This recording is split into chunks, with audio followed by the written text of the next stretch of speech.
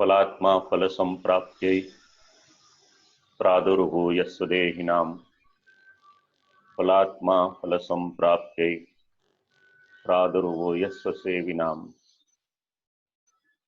साधनं स्वयमेवासीत् स कृष्णोस्तु मम प्रभुः। प्रणमामि हरिं कृष्णं कृपास्निग्धेक्षणं विभुं यस्यार्थे रहस्यं स्वं स्वाचार्येभ्यः समादिशत् तदेव पद्यबन्धेन कथितं ते पुनस्वतः दुर्बोधं तच्च लक्ष्यं स्यात् कृपयैव तदीयया इति तेषामहं श्रीमदाचार्याणां निजाश्रयं नमामि चरणाम्भोज तलं कारुण्यरञ्जितम्। यद्यपीश्वरवाक्यानाम् अभिप्रायोऽति दुर्गमः मदीयोऽयमिति ज्ञात्वा नापैष्यत्युदारधीः। अंतर्राष्ट्रीय पुष्टि मार्ग वैष्णव परिषद द्वारा आयोजित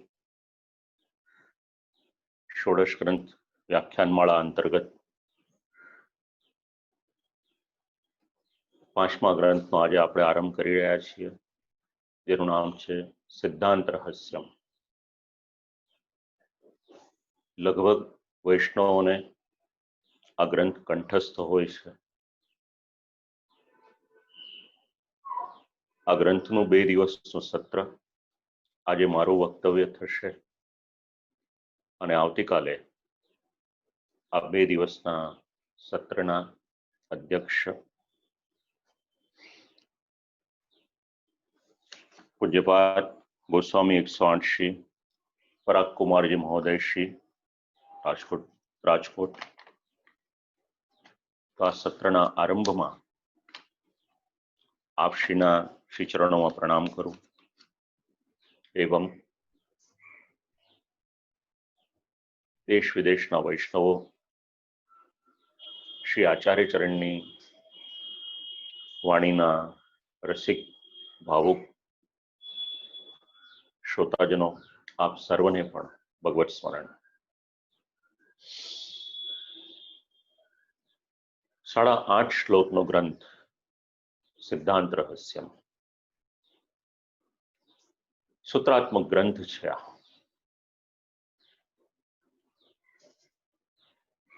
આ 11 ટીકાકારોએ એની પર લેખન કરેલું છે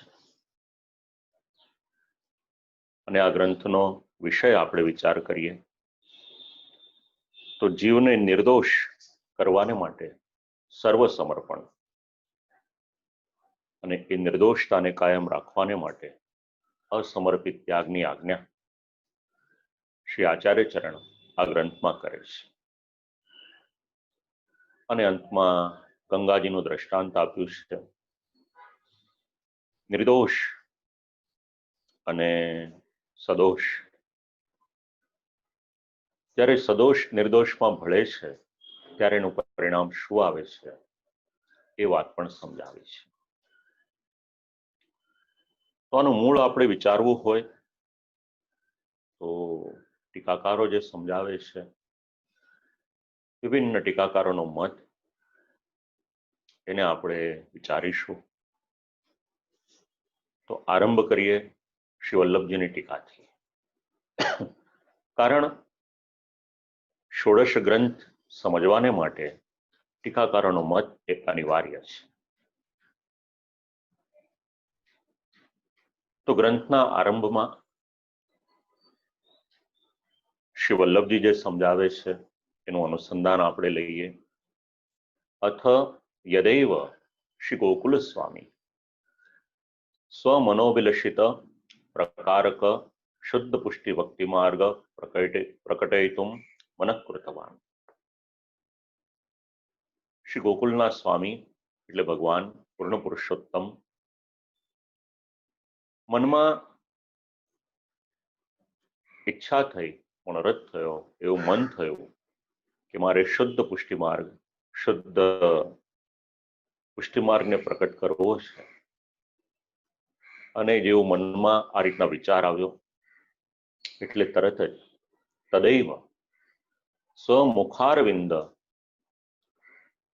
આપશ્રીના જ મુખારવિંદ સ્વરૂપ આચાર્યાણામેવ શ્રી મહાપ્રભુજીને આજ્ઞામ દત્તવાન, ભૂતલ ઉપર પધારવાને માટેની આજ્ઞા આપી.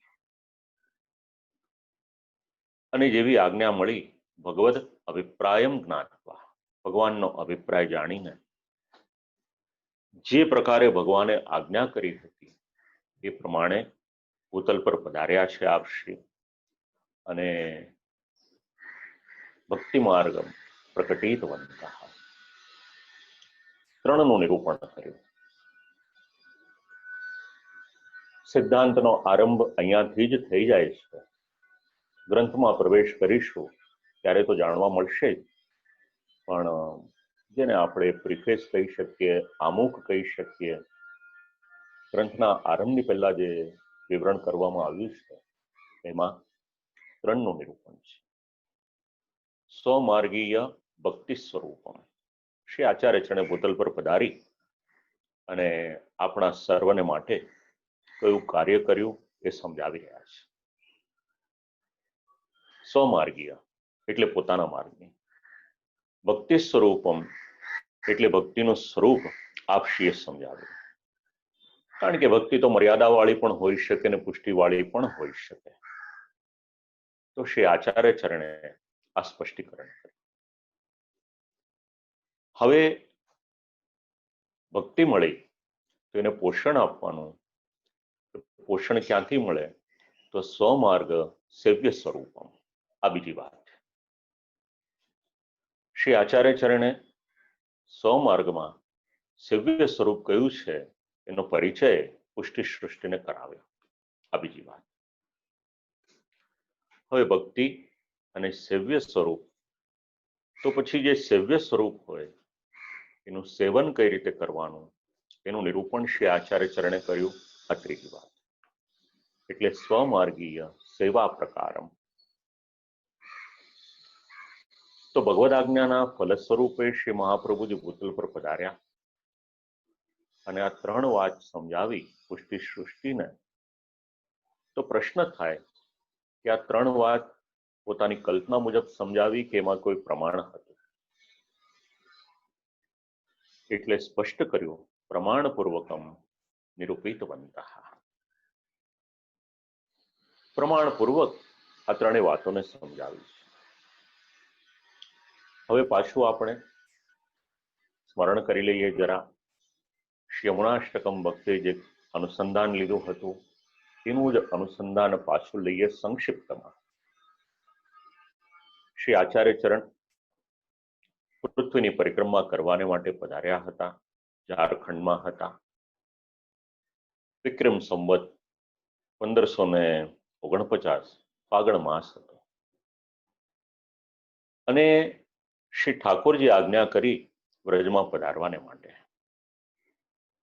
અને શ્રી આચાર્ય ચરણ તો વ્રજપ્રિય છે જ. વ્રજમાં પધાર્યા. કંઈક સંશય થયો, એનું નિરાકરણ શ્રી યમુના મહારાણીજીએ કર્યું. અને ત્યારે શ્રી યમુનાષ્ટકમની રચના થઈ. એ જ પ્રસંગનું અનુસંધાન આપણે આગળ લઈએ. હવે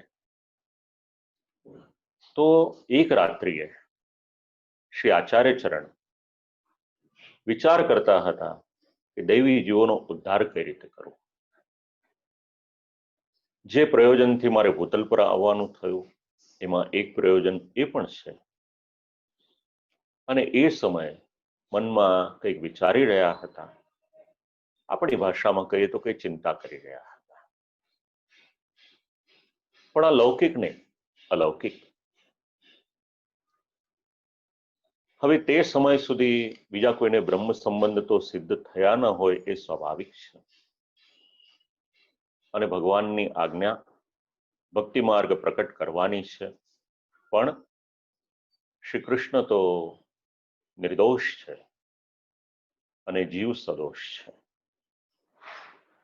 તો સદોષ જીવનો સંબંધ નિર્દોષ બ્રહ્મની સાથે કઈ રીતે કરાવવું, અને કદાચ સંબંધ કરાવી પણ દઉં તો જેનામાં દોષ છે એની સેવા ભગવાન સ્વીકારશે કે કેમ, મનમાં આ પણ એક પ્રશ્ન આવ્યો. અને જો અંગીકાર ન કરે એ સેવાને, તો પ્રતિપાદિત કરેલો ભક્તિ માર્ગ એ ફલવાન એ કઈ રીતે થશે, આવો બધો વિચાર કરતા હતા. અને એ સમય રાત્રિનો સમય છે. ગોવિંદ ઘાટ ઉપર શ્રી ગોકુલેશ્વર પ્રકટ થયા છે. આજ્ઞા કરી કે જીવનો બ્રહ્મની સાથે સંબંધ કરાવો. એક વખત સંબંધ થશે એટલે પછી બાકીની જવાબદારી આપ કોઈ પણ પ્રકારની ચિંતા કરશો નહીં, એનું કલ્યાણ કરશે. ભગવદ આજ્ઞા. કોઈ ગ્રંથોમાં એવું વાંચવામાં આવ્યું કે શ્રી ગોકુલ ચંદ્રમાજીએ પધારીને આજ્ઞા કરી હતી. તો ભગવાન પધાર્યા, પ્રકટ થઈ, આજ્ઞા કરી, એટલું જ નહીં પણ સાથે સાથે શ્રી આચાર્ય ચરણને ગદ્ય મંત્રનું દાન કર્યું છે.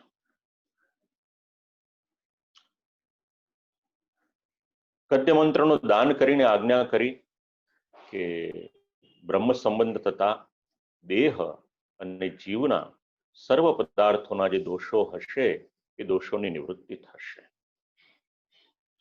84 અક્ષરનો આ ગદ્ય મંત્ર. જીવ 84 યોનિમાં પરિભ્રમણ કરે છે. 84 નો સંબંધ અનેક રીતે વિચારી શકાય એવો છે. અનેક યોનિમાં પરિભ્રમણ કરે છે. એનો ઉદ્ધાર કરવાને માટે આ ગદ્ય મંત્રનું દાન. વિચાર કર્યો કે પ્રભુ આટલો બધો અનુગ્રહ કર્યો, શું આપી શકું? અને જેવી રીતે મહારાણી માને પ્રસન્ન કરવાને માટે શ્રી યમનાષ્ટકમનું ગાન કર્યું, એવી રીતે પધારેલા પ્રભુ પ્રસન્ન વદન. વિચાર કર્યો કે પ્રભુ પધાર્યા આટલો પરિશ્રમ કરીને, તો શું આપી શકું? અને એ સમયે પુષ્ટિ પ્રભુ પૂર્ણ પુરુષોત્તમની સ્તુતિ કરી. એના માટે સુંદર એક સ્તોત્રનું ગાન કર્યું, અધરમ મધુરમ, આ મધુરાષ્ટકમ. મિશ્રી ભોગ ધર્યો છે. પવિત્ર સિદ્ધ કરી રાખ્યું હતું એ ધરાવ્યું છે. કારણ 12 મહિનાની સેવા જે કરી હોય ત્યાર પછી આ દિવસે આ પવિત્ર ધરવાને માટેનો ઉલ્લેખ શાસ્ત્રીય ગ્રંથોમાં પણ મળે છે અને સાંપ્રદાયિક ગ્રંથોમાં પણ મળે છે. 360 તારનું સૂતરનું પવિત્ર એ સમય ધરાવ્યું છે. યા કૃતા વાર્ષિકી સેવા એની સાથે સંબંધ એનો. પ્રભુ પધાર્યા. બીજા દિવસનો પ્રાતઃકાલ થયો. સ્નાન કરી, આન્નિક કરી શ્રી આચાર્ય ચરણ બિરાજમાન છે. દામોદરદાસજીને પૂછ્યું કે રાત્રે તે કંઈ સાંભળ્યું હતું? એટલે ખૂબ વિનમ્રતાથી જવાબ આપ્યો કે સાંભળ્યું પણ કંઈ સમજણ નહીં પડી. સેવકના હૃદયનો ભાવ, એનું દૈન્ય આ એક નાના એવા વાક્યમાંથી સંપ્રદાયમાં સમજવામાં આવે છે. કંઈ વાંચી લઈએ, કંઈક વિચારી લઈએ, એનાથી બધું જ સમજણ પડી જાય એવું જરૂરી નથી. સમજવાને માટે એક શબ્દ જરૂરી છે, એનું નામ છે કૃપા. ખૂબ વિનમ્રતાથી જવાબ આપ્યો કે સાંભળ્યું તો ખરો પણ સમજો નહીં કંઈ. અને શ્રી આચાર્ય ચરણે બધી હકીકત જણાવી. અને એ સમયે સર્વપ્રથમ ગદ્ય મંત્રના દાન કોઈકને કર્યા તો 84 વૈષ્ણવોની વાર્તા પ્રસંગમાં સર્વપ્રથમ પ્રસંગ જેમનો આવે છે એ દામોદરદાસ રસાનીજીને કર્યા. એટલું જ નહીં, વધારે અનુગ્રહ કર્યો. સાક્ષાત ભગવાનની જે વાણી હતી, આ સૂત્રાત્મક ગ્રંથ એમને ગ્રંથસ્થ જે કર્યો હતો, શ્રવણ કરાવ્યો છે. બસ આ સિદ્ધાંત રહસ્યમ ગ્રંથ આપણને ક્યાંથી મળ્યો એનું આ મૂળ છે. સાક્ષાત ભગવાને જે આજ્ઞા કરી હતી એનું જ નિરૂપણ શ્રી આચાર્ય ચરણ અહીંયા આગળ કરી રહ્યા છે. જીવ દોષ રહિત થાય અને નિર્દોષતા એની કાયમ રહી શકે એના માટે એને શું કરવું જોઈએ? તો શ્રી આચાર્ય ચરણ જે આજ્ઞા કરી રહ્યા છે ભગવાનના જ શબ્દો છે. એમાં સર્વપ્રથમ શ્લોક શ્રાવણસ્યામલે પક્ષે એકાદશ્યામ મહાનિશી સાક્ષાત ભગવતા પ્રોક્તમ તદક્ષરસ ઉચ્યતે. શક્ય હોય એટલા પદનો આપણે વિચાર કરીએ. આરંભ થાય છે શ્રાવણસ્યામલે પક્ષે. શ્રાવણ માસ 12 મહિના છે. તો શ્રાવણ માસસ્ય શ્રવણસ્ય વિષ્ણુદેવતાત્વ તદુપલક્ષિત માસસ્યાપી વૈષ્ણવત્વાत्. દરેક માસનો સંબંધ કોઈક ને કોઈકની સાથે છે. તો શ્રાવણ માસનો સંબંધ કોની સાથે? એટલે કહ્યું વિષ્ણુ ભગવાનની સાથે. એટલે વૈષ્ણવત્વ એની સાથે એનું સંકલન કરવામાં આવ્યું. માસઃ શ્રવણઃ માસઃ શ્રવણ ઉક્તઃ. અને એ સમયે ભગવાને ત્યાં આગળ પ્રકટ થઈ અને જે શ્રવણ કરાવ્યું હતું. તો વિષ્ણુ ભગવાનની સાથે આનો સંબંધ, ભગવાનના સંબંધ વાળો આ શ્રાવણ માસ છે. દૈવતમ વિષ્ણુ શ્રી વ્રજોત્સવજી પણ આ વાત સમજાવે છે. તથા દેવાનામ તત્રાપી પુષ્ટિમાર્ગીયાણામ દૈવતમ પ્રભુ સાક્ષાત ભગવાન. શ્રાવણ માસનો સંબંધ જેવી રીતે ભગવાન વિષ્ણુની સાથે, એવી રીતે પુષ્ટિ સૃષ્ટિ છે એનો સંબંધ પણ સાક્ષાત પૂર્ણ પુરુષોત્તમ પુષ્ટિ પ્રભુની સાથે છે. અને માસ કયો હતો? એટલે કયું પક્ષસ્ય શુક્લત્વમ. શુક્લ પક્ષ છે. ભગવત પક્ષીયાણામ સર્વેષામ સર્વાત્મના નિર્દુષ્ટત્વમ જ્ઞાપિતમ. એ પક્ષ જેવી રીતે એક માસમાં 2 પક્ષ હોય, એક શુક્લ પક્ષ હોય, એક કૃષ્ણ પક્ષ હોય, તો અહીંયા આગળ પક્ષ કયો? તો શુક્લ પક્ષ છે. પણ એના માટે શુક્લ શબ્દનો પ્રયોગ ન કર્યો, પણ અમલે પક્ષ છે, નિર્મલ કહ્યો એને. ભગવાનના પક્ષવાળા બધા જ સંપૂર્ણ રીતે દોષ રહિત આ જણાવવાને માટે ત્યાં આગળ અમલે પક્ષે એવો ઉલ્લેખ મળે છે. સપક્ષો યથા સ્વરૂપતો નિર્મલ એવ. જેવી રીતે શુક્લ પક્ષ, અમલ પક્ષ એના સ્વરૂપથી નિર્મલ છે. અને એમાં વિશેષતા હોય. એકમ, બીજ, ત્રીજ, ચોથ, જેમ જેમ આગળ આગળ વધતા જાય એમ એમ ચંદ્રનો પ્રકાશ એ વધારે ને વધારે વધતો જાય. ચંદ્ર પ્રકાશ તથા રસાનંદ પોષણાલાદકશ્ચ. અને ચંદ્ર કાર્ય કયું કરે? પોતાના કિરણો વડે પૃથ્વીને પોષણ આપે.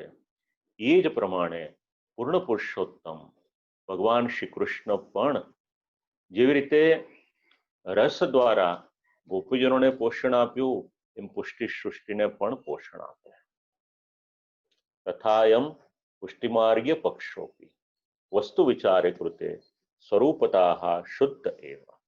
સ્વરૂપથી શુદ્ધ એવો આ પક્ષ છે. અને એમાં પ્રભુ પધાર્યા એ સમયે શ્રાવણસ્યા મલે પક્ષે. તો તિથિ કઈ હતી? એટલે કહ્યું એકાદશ્યામ. અતઃપરમ તિથેર નિર્દુષ્ટત્વમ નિરૂપયંતી. તિથિ કેવી છે? નિર્દુષ્ટ, એટલે એમાં પણ કોઈ પણ પ્રકારનો દોષ નથી. તો દોષ વગરની તિથિ કઈ? એટલે અહીંયા આગળ શબ્દ લખ્યા છે એકાદશ્યામ. એકાદશેન્દ્રિય દોષ નિવર્તિકા ઇતિ તિથિરપી સૈવોક્તા. 11 ઇન્દ્રિયોના દોષોને દૂર કરનારથી હોવાથી એ તિથિ એ પણ નિર્દોષ છે. તો એકાદશી કેવી? તો એકાદશી હરિદિન ઉચ્યતે. ભગવાનની સાથે એકાદશીનો સંબંધ એ ભગવાનનો દિવસ, એ દેવતાઓનો દિવસ, અને સાથે સાથે એકાદશેન્દ્રિય શોધિકા છે. કોઈકના મનમાં એવો પ્રશ્ન થાય કે 11 શેને માટે કરવાની? આપણે ષોડશ ગ્રંથમાં બહુ બધો અર્વાચીન મત લીધો નથી. જે મૂળ સિદ્ધાંતો છે પહેલા એને જાણવા જરૂરી છે, એટલે એને જ આપણે અપનાવ્યો છે. આગ્રહ પણ એનો જ રાખ્યો છે. પણ કદાચ કોઈકના મનમાં એવું થાય કે આપણે આ એકાદશીનું વ્રત શેને માટે કરવાનું, તો આપણે ત્યાં જે ઉપવાસ થાય છે એની પર ઘણું રિસર્ચ થયેલું છે. આપણા ઋષિમુનિઓએ શાસ્ત્ર દ્વારા સંદેશ આપ્યો. આજના જિજ્ઞાસુઓ એને વિજ્ઞાનની સાથે જોડે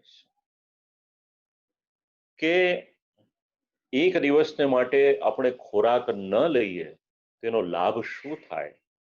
આવો વિચાર વિદેશના લોકોને આવ્યો અને એમણે આપણા વ્રત ઉપર કંઈક રિસર્ચ કર્યું. શરીરને જે લાભ થતો હશે એ આજનું વિજ્ઞાન કહે છે, પણ એકાદશી શેને માટે કરવાની ને શાસ્ત્ર શું કહે છે તેના માટેનો સિદ્ધાંત યાદ રાખજો શક્ય હોય તો. ટીકાકારો સમજાવે છે શરીરમાં રહેલી 11 ઇન્દ્રિયો, 5 કર્મેન્દ્રિય, 5 જ્ઞાનેન્દ્રિય અને 11મું મન. આ એક કપડું પહેર્યું છે. 2 કલાક, 4 કલાક, 6 કલાક, 8 કલાક જેટલું પણ આપણે પહેરીએ, આપણને લાગે કે હવે આને શુદ્ધ કરવું છે, એટલે એ વસ્ત્રને આપણે ધોઈ નાખીએ એટલે વસ્ત્ર એ ચોખ્ખું થાય, શુદ્ધ થાય. અપરસમાં રાખીએ તો શુદ્ધ થાય, નહીતર ચોખ્ખું થાય. પણ એની ચર્ચામાં નથી જતા આપણે. હવે એક વસ્ત્ર પહેર્યા પછી આપણને થાય કે આને ધોઈને ફરી પાછું પહેરીએ. એવી જ રીતના ભગવાને જે નિર્માણ કરેલું આપણું શરીર બ્રહ્માજી દ્વારા નિર્માણ થયું, તો એમાં જે ઇન્દ્રિયો મૂકી છે એ ઇન્દ્રિયો અનેક પ્રકારના દોષ કરે રાખે. એ દોષની નિવૃત્તિ કઈ રીતે? તો જ્યારે આપણે એકાદશીનું વ્રત કરીએ તો એકાદશીના વ્રત દ્વારા 11 ઇન્દ્રિયોની શુદ્ધિ થાય છે. જો આપના સંતાનો કદાચ આપને પૂછે તો આ વાક્ય આપને કામ લાગશે. અને એવું ન વિચારશો કે પુષ્ટિ માર્ગમાં હોઈએ તો જ એકાદશી કરવાની. આ તો શાસ્ત્રનો નિયમ છે. વૈદિક પરંપરાની સાથે જે જોડાયેલા છે, એકાદશી કરવી એમના માટે અનિવાર્ય છે. એ જ વાત સમજાવી રહ્યા છે. એકાદશેન્દ્રિય શોધિકા છે. 11 ઇન્દ્રિયોની શુદ્ધિ અને સંબંધ એનો છે ભગવાનની સાથે. હરિદિનમ ઉચ્યતે. અને હરિ ભક્તાનામ દુઃખ હરતા. એ તો ભગવાન હરિ જ્યારે નામ બોલીએ છે ત્યારે ભક્તોના દુઃખનું હરણ કરવા વાળા સ્વભાવ વાળા છે. યદિ મર્યાદા માર્ગેપી દુઃખમ ન સહતે તર્હિ પુષ્ટિ માર્ગે સુતરામ ન સહતે. જો મર્યાદામાં પણ એ ભક્તોનું દુઃખ દૂર કરી દે, એ દુઃખને સહન ન કરે, તો પુષ્ટિમાં તો પછી વિચારવાની કઈ જરૂરિયાત છે જ નહીં. દોષ ભોગ ક્લેશમ ન કારયતિ ઇતિ ભાવઃ સૂચિતા. હવે એનાથી આગળ જરા વધીએ આપણે. શ્રાવણસ્યામલે પક્ષે એકાદશ્યામ આટલો વિચાર કર્યો. હવે મહાનિશી, મધ્યરાત્રિનો સમય. તો અત્રાપી મહાનિશાયામેવ પ્રાદુર્ભાવ ઉક્તઃ. તો અત્રાપીનો સંબંધ એ કઈ રીતે લેવાનો? તો યથા શ્રી ગોકુલે અંતરંગ ભક્ત સર્વ પુરુષાર્થ સિદ્ધર્થમ તદ્વારા સર્વેષામપી ગોકુલવાસીનામ સર્વ પુરુષાર્થ સિદ્ધર્થમ મહાનિશાયામેવ પ્રાદુર્ભાવઃ. શ્રીમદ ભાગવતની કથા આપ લોકો અનેક વખત શ્રવણ કરી. યાદ કરો 10મો સ્કંદ 3જો અધ્યાય 1 થી લઈને 8.5 સુધીના શ્લોકો, જેમાં ભગવાનના પ્રાદુર્ભાવનું નિરૂપણ કરવામાં આવ્યું છે. અને એ સમયે જે સમજાવ્યું કે પ્રભુ પધાર્યા ક્યારે, પ્રાદુર્ભાવ ક્યારે થયો, તો જે મધ્યરાત્રિનો સમય, એનું અનુસંધાન ટીકાકાર અહીંયા સમજાવે છે કે જ્યારે પૃથ્વીને દુઃખ હતું, ભક્તોને દુઃખ હતું, એ દુઃખ દૂર કરવાને માટે પ્રભુ પધાર્યા. એવી જ રીતે પુષ્ટિજીવોનું કલ્યાણ કરવાને માટે પણ મધ્યરાત્રિએ પ્રભુ પધારેલા છે. કારણ કલિકાલસ્તુ દોષનિધિ, આ કલયુગનો સમય છે. બાકીની અનેક રીતે જો ભગવાનને મેળવવાને માટે જઈશું તો તકલીફ પડશે, તો આપણે કૃષ્ણાશ્રયમાં સમજીશું. પણ કલયુગ કેવો છે? દોષ નિધિ. નિધિ શબ્દનો અર્થ થાય છે ભંડાર. કલયુગમાં 1 કે 2 દોષો નથી, દોષોનો ભંડાર છે. દરેકના ઘરના દરવાજા પાસે આવીને કલયુગ ઉભો છે. હવે આપણે એને આપણા ઘરમાં પ્રવેશ આપવો કે નહીં, એ આપણી પર નિર્ભર છે. જો ધર્મના માર્ગે ચાલીશું અને ધર્મના સિદ્ધાંતોને જીવનમાં ઉતારીશું તો કલયુગનું સામર્થ્ય નથી કે અંદર આવી શકશે. પણ શ્રીમદ ભાગવત જે પ્રમાણે કલયુગના દોષોનું નિરૂપણ કરે છે, ભાગ્યે જ કોઈક ઘર, લાખો કરોડોમાં કોઈક ઘર એવું બચ્યું હશે કે જ્યાં આગળ આ કલયુગનો થોડી માત્રામાં પણ પ્રવેશ નહીં હોય.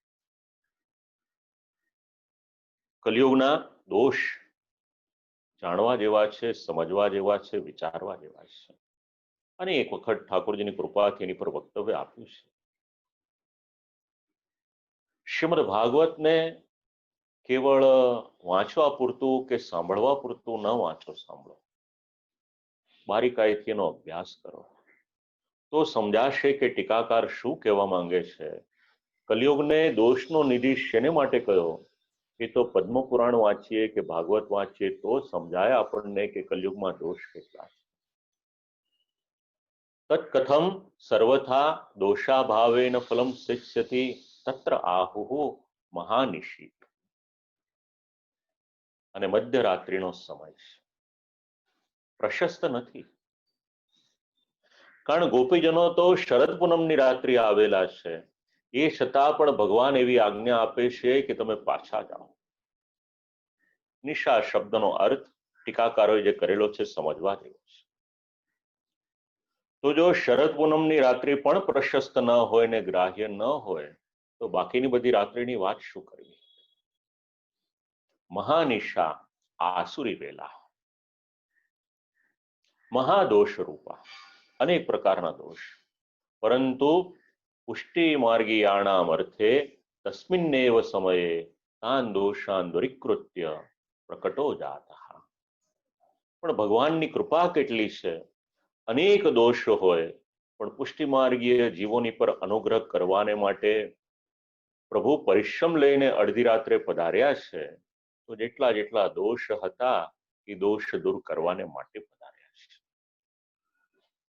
રાત્રિના દોષ તો દૂર કરશે જ, પણ સાથે સાથે જીવમાં જે અનેક પ્રકારના દોષ રહેલા છે, આગળ શ્લોકમાં આવશે, બીજા શ્લોકમાં એનો વિચાર કરશું આપણે, એ પણ દૂર કરવાને માટે પૂર્ણ પુરુષોત્તમ પધાર્યા છે. અને અત્યારે કાલ એ પ્રભુને બાધક ન થાય. કાલહા સાધકો ભવિષ્યતિ. જીવને પ્રભુની પાસે લઈ જવામાં આ કાળ બાધા ન કરી શકે.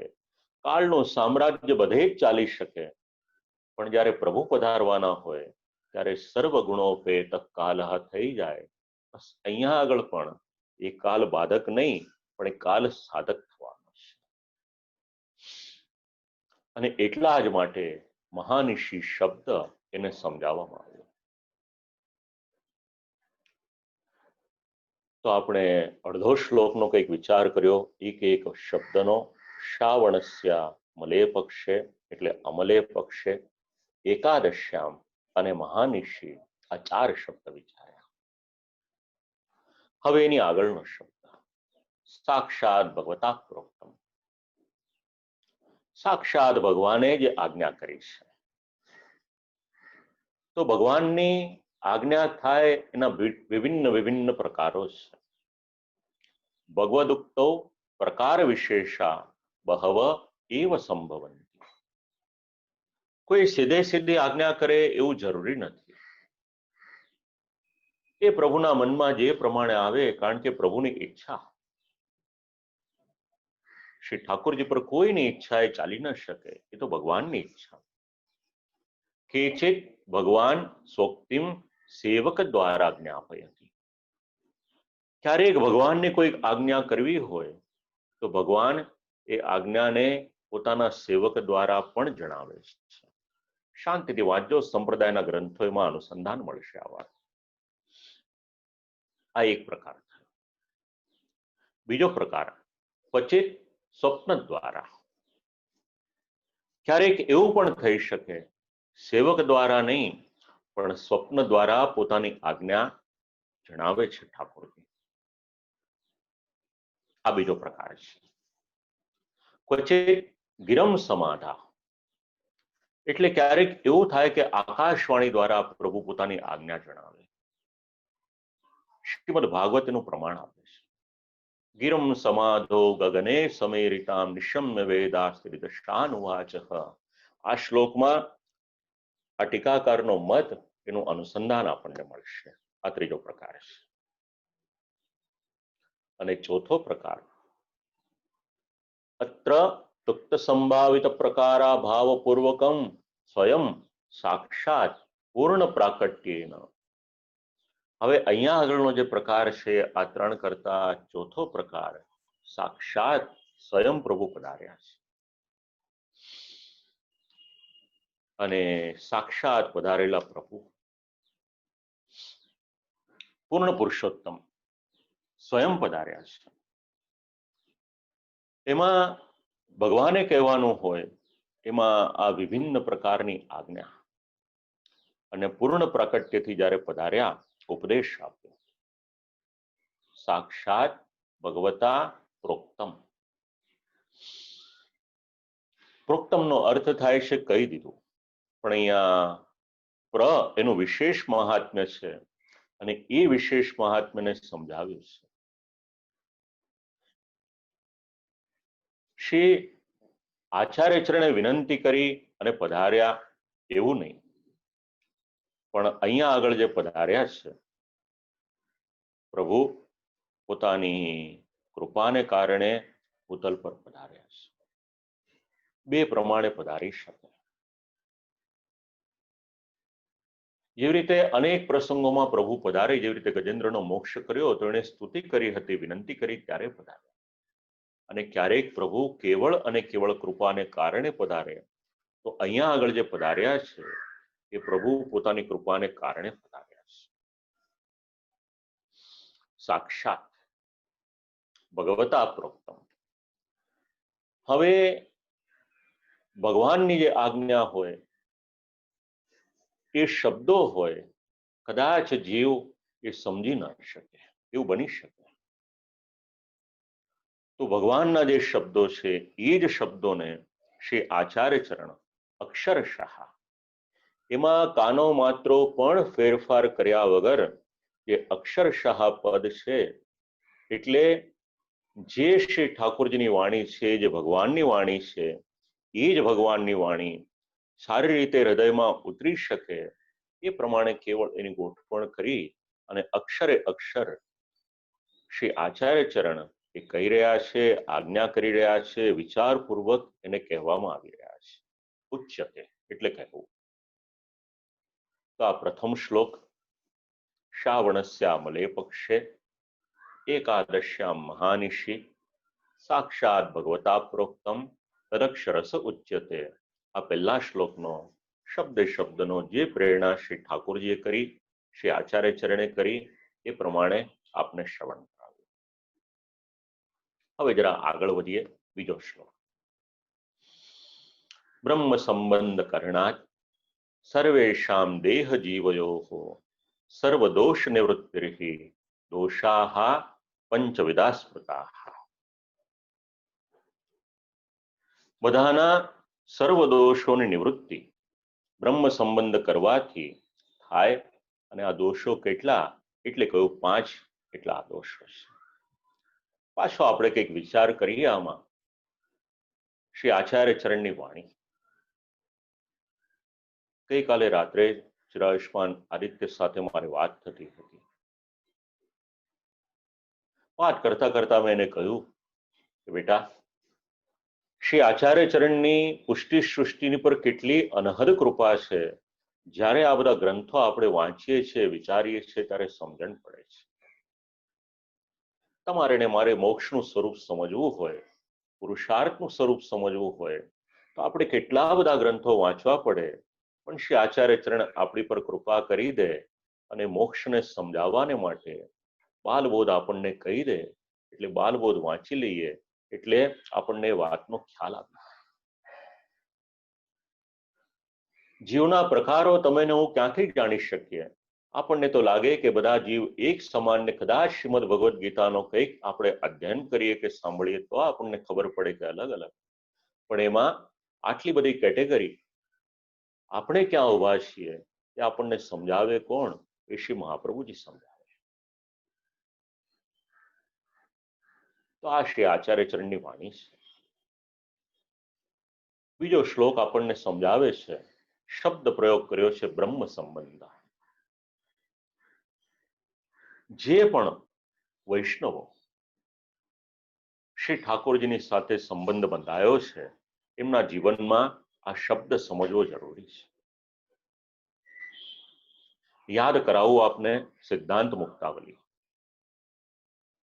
સિદ્ધાંત મુક્તાવલીમાં આજ્ઞા કરી હતી કૃષ્ણ સેવા સદા કાર્ય. ત્યાં આગળ આજ્ઞા કરી કે કૃષ્ણની સેવા કરો. પણ જ્યારે સંબંધ કરાવવાનો પ્રશ્ન આવ્યો ત્યારે કૃષ્ણ સંબંધ શબ્દ પ્રયોગ નથી કર્યો. શબ્દ પ્રયોગ કર્યો છે બ્રહ્મ સંબંધ. સમજવાનું છે તમારે ને મારે. બ્રહ્મ કહીએ, કૃષ્ણ કહીએ કે ભગવાન કહીએ, શબ્દો અલગ અલગ છે, પણ મૂળ તત્વ એ કેવળ અને કેવળ એક જ છે. અહીંયા આગળ આ જ આજ્ઞા જરાક શબ્દને આપણે વાંચીએ, વિચારીએ તો સમજણ પડે. બ્રહ્મ એટલે શું? તો બૃહત્વાદ બ્રહ્મ પુરુષોત્તમા. બૃહદ હોવાને કારણે એ બ્રહ્મ કહેવાય છે. અને બ્રહ્મ એ બીજું કોઈ નહીં, પણ એ બ્રહ્મ એ જ પુરુષોત્તમ છે. બ્રહ્મ સંબંધ વિભિન્ન વ્યાખ્યાઓ મળે છે. બ્રહ્મ સંબંધ કરણમ નામ એતન્માર્ગી આચાર્ય દ્વારા ભગવન નિવેદનમ. બ્રહ્મ સંબંધ એટલે શું? જીવનો પુષ્ટિમાર્ગીય આચાર્ય દ્વારા ભગવાનને નિવેદન કરવું, આનું નામ છે બ્રહ્મ સંબંધ. ઘણી વ્યાખ્યાઓ છે એની અલગ અલગ. તો શબ્દ જરા વિચાર કરીએ. પુષ્ટિ માર્ગમાં દીક્ષાનો જે સંસ્કાર છે,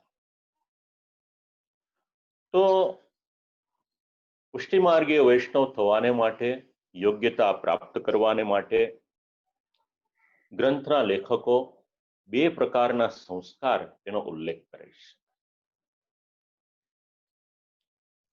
તો 2 પ્રકારની દીક્ષા અથવા 2 પ્રકારના સંસ્કાર. એક શરણ મંત્રોપદેશ, શરણ મંત્ર, જેને આપણે આપણી ભાષામાં અષ્ટાક્ષર મંત્ર કહીએ છીએ.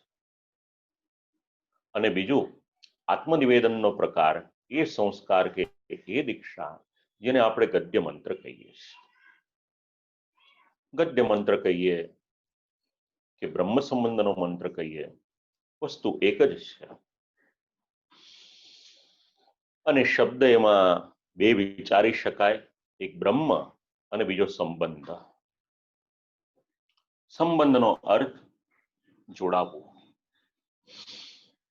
કોઈ વ્યવહાર શરૂ કરવાને માટે જે સમાગમ થાય એનું નામ છે સંબંધ.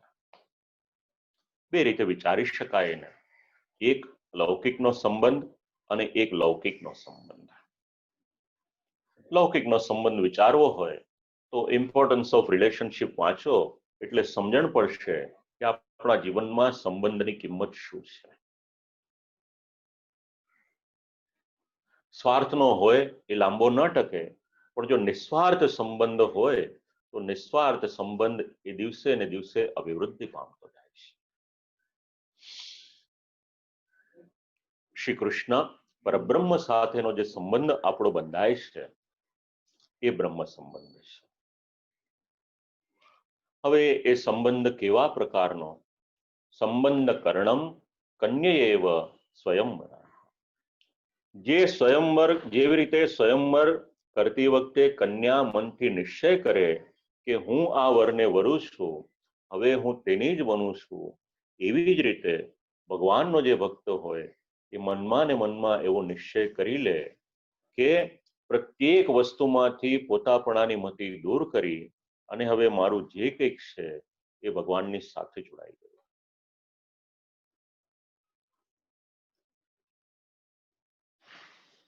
ખૂબ સુંદર રીતે આ બધા શબ્દોનું નિરૂપણ આપણને મળે. અને મને યાદ આવે મારા પરદાદાજી ગોલોકવાસી પૂજ્ય શ્રી જેષ્ઠારામ શાસ્ત્રીજી, એ સમયે બ્રહ્મ સંબંધની સમજણ આપવાને માટે અને ખાસ કરી અને જે આક્ષેપો થઈ રહ્યા હતા એની સમજણ આપવાને માટે આપશ્રીનું લેખન પ્રકાશિત થયું. અને એ સમયે બ્રહ્મ સંબંધ એટલે શું, એમાં વ્યાખ્યા એવી કરી હતી, સમ્યક બંધા સંબંધ, જે સંબંધનું સૂત્ર શિથિલ ન થાય એનું નામ સંબંધ છે. બ્રહ્મ સંબંધ લેવાથી ફળ શું થાય, બ્રહ્મ સંબંધ લેવાની આવશ્યકતા શું, આવા ઘણા બધા પ્રશ્નોનું નિરાકરણ એ સમયે મારા પરદાદાજીએ કર્યું હતું. બ્રહ્મ સંબંધ કરણાત સર્વેષામ દેહ જીવયો સર્વદોષ નિવૃત્તિર્હિ દોષાહ પંચવિધા સ્મૃતાઃ. આવી જ રીતે આપણે શબ્દ વિચાર કરી શકાય આત્મનિવેદન, પણ પછી બહુ બધો વિચાર કરીશું તો આગળના શ્લોકોમાં પાછો સમય આપણને મળશે નહીં. પણ બ્રહ્મ સંબંધને માટે એટલું યાદ રાખીએ, બ્રહ્મ એટલે ભગવાનની સાથેનો સંબંધ, એ બ્રહ્મ સંબંધ. અને એ પણ આપણા માર્ગના જે આચાર્ય હોય, સ્વમાર્ગાચાર્ય દ્વારા ભગવતી નિવેદનમ તત્કરણાત, એ રીતના બ્રહ્મની સાથે જોડાવાનું. તો બ્રહ્મ સંબંધ થાય તો આગળ શું, એટલે કહ્યું સર્વેશામ દેહ જીવયો, જે બ્રહ્મ સંબંધ લેશે સાથે સાથે જોડાય છે એમના સર્વ દોષોની નિવૃત્તિ થાય છે. તો જેમ બ્રહ્મમાં સર્વને સમાન હોવાપણાનો ગુણ છે, એવી જ રીતે અહીંયા આગળ પણ આચાર્યશ્રીને નિવેદન કરાવ્યા પછી અંગીકારમાં સર્વનું સમાનપણું છે. કોઈ પણ પ્રકારનો ભેદભાવ પછી ત્યાં આગળ છે નહીં. એટલે ક્યારેય પણ જો આપણે વૈષ્ણવત્વની દીક્ષા લીધી તો બહુ પછી મોટાઈનો કોઈ પણ પ્રકારનો એવો મનમાં અવરખો રાખવો નહીં. આ વાક્ય આપણને સમજાવે છે. ભક્તિ માર્ગમાં ભગવદીયપણું સિદ્ધ થાય એના દ્વારા સર્વ દોષોની નિવૃત્તિ થાય છે અને સેવા કરવા યોગ્યતા આપણને પ્રાપ્ત થાય છે. અને એટલા માટે આ માર્ગમાં ભગવાનનું વર્ણ જ સર્વ દોષોનો નાશ કરનારું છે. અને જો દોષ જાય તો ભગવાનની પ્રાપ્તિ થઈ શકે. દોષ હોય તો ભગવાનની પ્રાપ્તિ કઈ રીતે થાય, આ તો શ્રુતિનો પણ મત છે. અને ભગવાન જેની પર અનુગ્રહ કરે, યમય વૈશ વૃણુતે તેન લભ્ય, એ તો આપણા ગ્રંથોમાં ઠેર ઠેર એને કોટ કરવામાં આવ્યું છે. સંપૂર્ણ રીતે દોષ વિનાનો પદાર્થ, એની સાથે સંબંધ થાય, બધા જ દોષોનો નાશ થાય. કારણ કે દોષ નિવૃત્તિ વગર પુરુષોત્તમની સાથે આપણે જોડાઈ જઈએ તો પછી આગળ આપણું કલ્યાણ કઈ રીતે થઈ શકે. તો હવે વિચાર આવે કોઈકના મનમાં એવો વિચાર આવે કે કોઈ પૂજન માર્ગ હોય તો પૂજન માર્ગમાં તો અનેક પ્રકારની શુદ્ધિ એ કરવાનો વિધિ સમજાવ્યો છે, તો પુષ્ટિ માર્ગમાં જ્યારે આપણે જોડાઈએ છીએ તો આપણામાં રહેલા દોષની નિવૃત્તિ કઈ રીતે કરવાની એ વાત હવે સમજાવી રહ્યા છે. હવે જે ત્રીજો શ્લોક છે, સહજા દેશ કાલોત્થા લોકવેદ નિરૂપિતા સંયોગજાહ સ્પર્શજાશ્ચ ન મંતવ્યા કથંચન.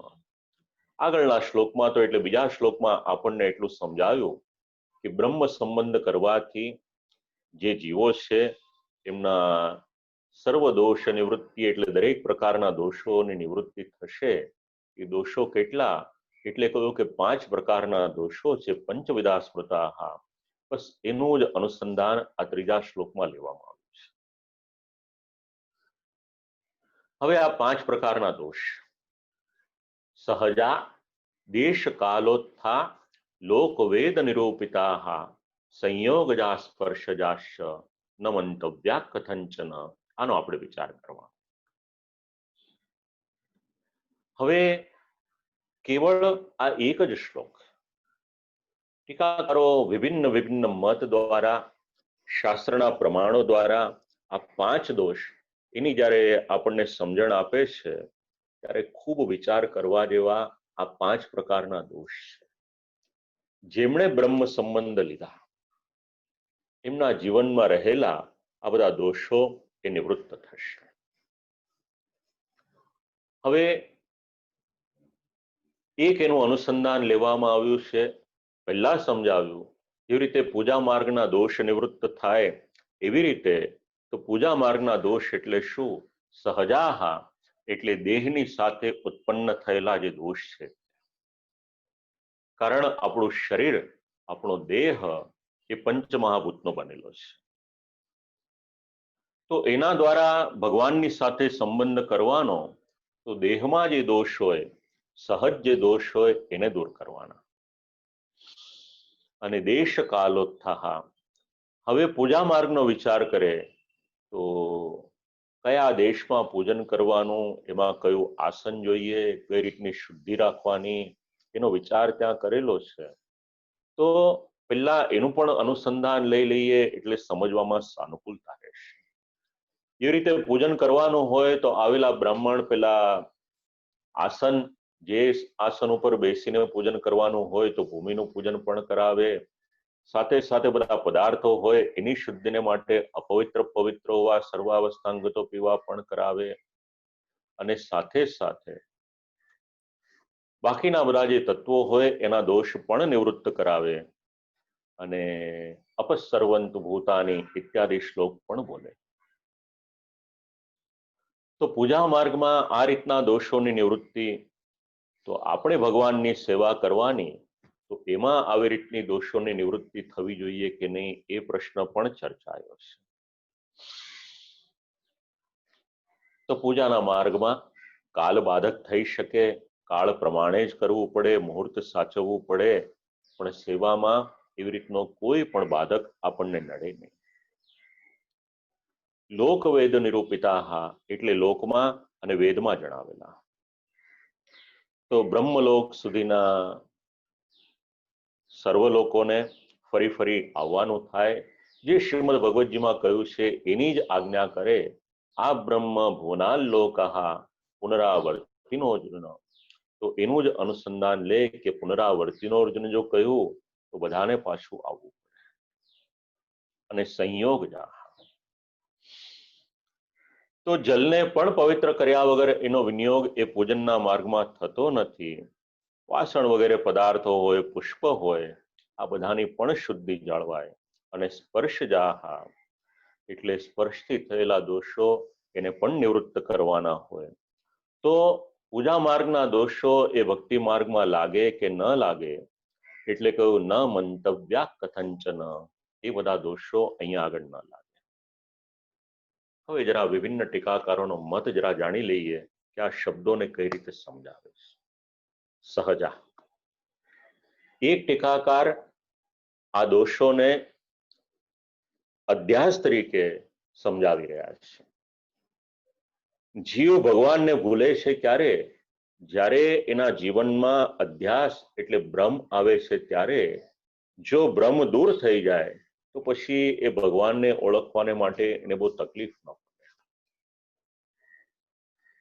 તો આ 5 પ્રકારના દોષો સહજા ઇતે પ્રાણાધ્યાસજા ઉક્તઃ. જીવ પોતાના પ્રાણમાં અટવાય છે.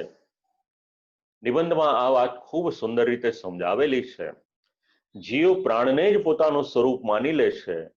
પ્રાણને જ પોતાનું સ્વરૂપ માની લે એનું નામ છે પ્રાણાધ્યાસ. એના દ્વારા ઉત્પન્ન થયેલો દોષ.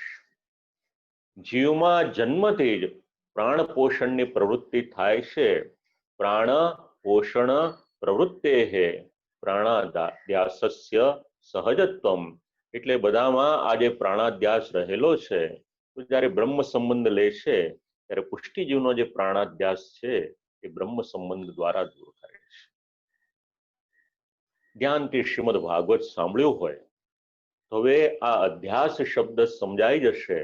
દશમ સ્કંદનો પૂર્વાર્ધ અને એમાં ભગવાને જે અસુરોનો વધ કર્યો એની સાથે આ બધા શબ્દોને વિચારશો તો સમજવામાં અનુકૂળતા થઈ જશે. બીજો શબ્દ છે દેશોત્થા. દેશોત્થાનો સંબંધ બાંધ્યો છે ઇતિ દેહાધ્યાસજાહ, એટલે દેહાધ્યાસની સાથે. તદ્વતામેવ તત્તદ્દેશ ગમને દોષ સંભવાત. જેમ જીવ આ પ્રાણને પોતાનું સ્વરૂપ માની લે છે એ પ્રાણાધ્યાસ છે. અહીંયા આગળ દેહાધ્યાસ એટલે દેહને પોતાનું સ્વરૂપ માની લે, પછી એ દેહને અને આત્માને વિભિન્ન વિભિન્ન જાણે નહીં, એનું નામ દેહાધ્યાસ. અને સાથે સાથે જીવ નિષિદ્ધ દેશોમાં ગમન કરે એના કારણે પણ એના જીવનમાં દોષ આવે છે. શાસ્ત્ર મર્યાદા બાંધે છે. કયા દેશમાં જવું, કયા દેશમાં ન જવું. એટલે દેશ એટલે કયા સ્થાનમાં જવું, કયા સ્થાનમાં ન જવું. અને એમાં પણ નીતિશાસ્ત્ર વાંચો તો નીતિશાસ્ત્ર તો ત્યાં સુધી સમજાવે છે કે કયા નગરમાં રહેવું અને કયા નગરમાં ન રહેવું. અને ત્યાં સુધી આજ્ઞા કરે છે કે જે નગરમાં વિદ્વાન બ્રાહ્મણ ન હોય, જે નગરમાં રોગ થાય અને એની ચિકિત્સા કરનાર ન હોય, જે નગરમાં આપણને પૈસા જોઈએ અને ધીરનાર કોઈ ન હોય, આવા બધા સ્થાનો આપ્યો છે કે એ નગરમાં રહેશો નહીં. દેશોત્થા. તો નિષિદ્ધ દેશોમાં ગમન થયું હોય ને દોષ લાગ્યો હોય અથવા તો દેહાધ્યાસ હોય એને પણ દૂર કરે છે. અને ત્રીજો દોષ કાલોત્થા. તો કાલોત્થા એટલે કયું? ઇતિ સ્વરૂપ વિસ્મૃતિજન્યાઃ કાલે નૈવ તત્સંભવાત. ઘણો સમય થઈ જાય, જીવ પોતાના સ્વરૂપને ભૂલી જાય છે. આ સ્વરૂપ વિસ્મૃતિ છે. શ્રીમદ ભાગવતનો દશમ સ્કંદનો શ્રીમદ ભાગવતનો ચતુર્થ સ્કંદનો જે ચોથું પ્રકરણ છે વાંચો, સ્વરૂપ વિસ્મૃતિ સમજાઈ જશે. અવિજ્ઞાતના શબ્દો વાંચો.